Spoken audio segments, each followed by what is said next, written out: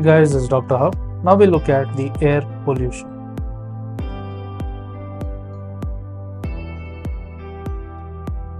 So the vertical diffusion of the pollutants depends on the temperature gradient. So the vertical diffusion, it depends on the temperature gradient, and wherever there is a rapid cooling of the lower atmospheric layers, which are known as a temperature inversion. So when there is rapid cooling of the lower layers, so this is the layer, rapid cooling of the lower layers, and it is known as a temperature inversion. Temperature inversion, and this is due to a little vertical diffusion pollutants and water vapor. So this is due to little vertical diffusion, so little vertical diffusion, and there are pollutants as well as there is water vapor, and it gets trapped in the lower levels of the atmosphere. It's trapped in the lower levels, and this is of the atmosphere. Now let's look at the air pollutants. So under air pollutants there is the carbon monoxide. Carbon monoxide is incomplete combustion of the carbon. There is incomplete combustion, and this is of the carbon containing materials. Incomplete combustion of the carbon containing materials. So like what? Like fuel combustion. Next is vehicles as well as the industries. Then comes the sulfur dioxide. Sulfur dioxide is a colorless gas. It have a sharp odor, and the combustion of sulfur containing fossil fuels. It is a combustion. Of sulfur containing the fossil fuels. Sulfur containing fossil fuels. And also the smelting of ores. There is smelting of the ores. The main component is of acid rain. This is the main component of the acid rain. Then we move on to what is known as the lead. So in terms of lead, it is usually occupational and the environmental sources. It is occupational as well as the environmental sources. Then look at carbon dioxide. Carbon dioxide, it is increase in global concentration. There's increase in the global concentration, and it is above the natural levels. It is above the natural levels and can increase the temperature and affect the climate adversity. It increases the temperature as well as the affect climate and affect the climate. Then comes the hydrocarbons. So hydrocarbons, it causes a photochemical smog.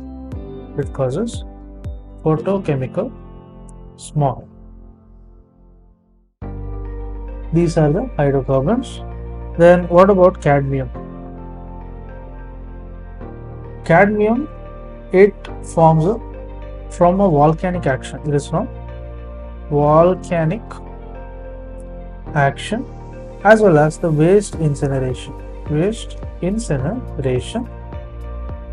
There is also zinc production and smoking. There is zinc production as well as the smoking. Next we look at the hydrogen sulfide. Hydrogen sulfide, it is the wastewater treatment plants. It is the waste water treatment plants, and also the wood pulp production. There is wood pulp production. There is coke production also in terms of coke production. Then what about ozone? Ozone is a ground level ozone is one of the main constituents of the photochemical smoke. So the ground level ozone is responsible for the photochemical smog. Then we will look at the oxides of nitrogen. Oxides of the nitrogen. So it is the most common form of the nitrous oxide. Most common form of the nitrous oxide, and it is from the coal burning. It is from coal burning as well as the road traffic. Coal burning, road traffic, and also the electric generation, and it affects the lungs. Then we'll move on to the pH. So what is meant by pH? pH is nothing but the polyaromatic hydrocarbons. Polyaromatic hydrocarbons. So polychromatic hydrocarbons, it is the incomplete burning of food. It is incomplete burning of the wood. So incomplete burning of the wood, and also the coal. Then there is also the vehicle exhaust,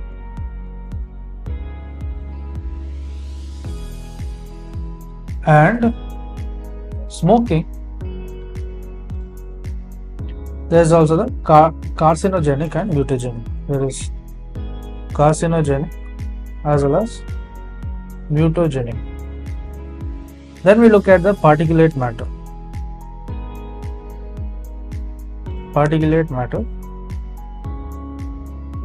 So particulate matter is a mixture of the solid and the liquid. So solid versus the liquid. So it is a solid and the liquid mixture, and there is organic and inorganic matter. There is organic as well as inorganic matter. The major components are sulfates. So the major components, if you see, they are sulfates, and there is also the nitrates which are involved. Then comes the sodium chloride, the mineral dust, then carbon as well as the water. So let's look at the common indoor air pollutants. So common indoor air pollutants. So common indoor air pollutants, what do they include? They are from the coal or fuel combustion. They are from the coal or the fuel combustion. So they can include the COH, PAH, nitrogen as well as the sulfur dioxide. Then it also includes the pesticides and the other biological pollutants. Then there is also presence of radon, the lead, asbestos. They are found from the construction materials. Paints as well as the demolition. Now let's look at the effects of the indoor air pollution. So indoor air pollution. So what does it have? So it can include, there is presence of the lung infections. There is lung infections. So this can include the presence of pneumonia. Then there is also the TB, that's tuberculosis. Then comes the ALRI. Next, there can be presence of stroke, ischemic heart disease, COPD, and there is also the lung, laryngeal, and the nasopharyngeal cancers. Next, there can also be presence of the pregnancy problems, and this is like the low birth weight. Now we will look at some indicators. Indicators of the air pollution. So the indicators, it includes sulfur dioxide. Sulfur dioxide is one of the best indicator of air pollution. It's the best indicator. Then comes, there is a smoke. Smoke or the soiling index. So this is a known volume of air is filtered through a white filter paper. So a known volume of air. So known volume of air, it is nothing but it is filtered. It is filtered through white filter paper. It is filtered through the white filter paper, and this is under specific conditions. It is under the specific conditions, and the stain is measured by a photoelectric meter. So the photoelectric meter, what happens is it stains, it measures the stain.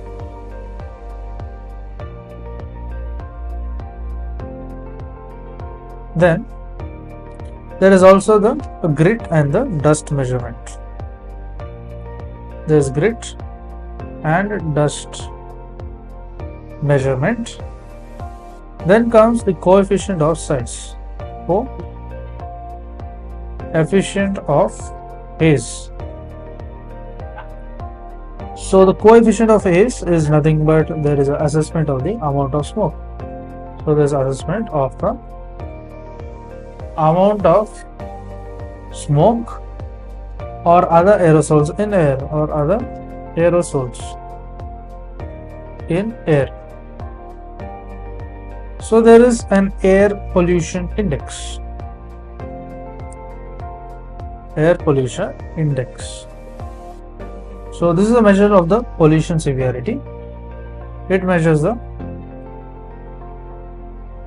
pollution severity, and then there is also SPM. SPM means the suspended pollution matter, particle matter. So it is not pollution, it is particle, suspended particle matter. So other thing is that the National Air Quality Program. So in India, the National Air Quality, the National Air Quality Program, it is sponsored. So the sponsors is nothing but the CPCB, that is, it stands for the Central Pollution Control Board. So this is the main mode of monitoring the air pollution. So it's a main mode of monitoring the air pollution.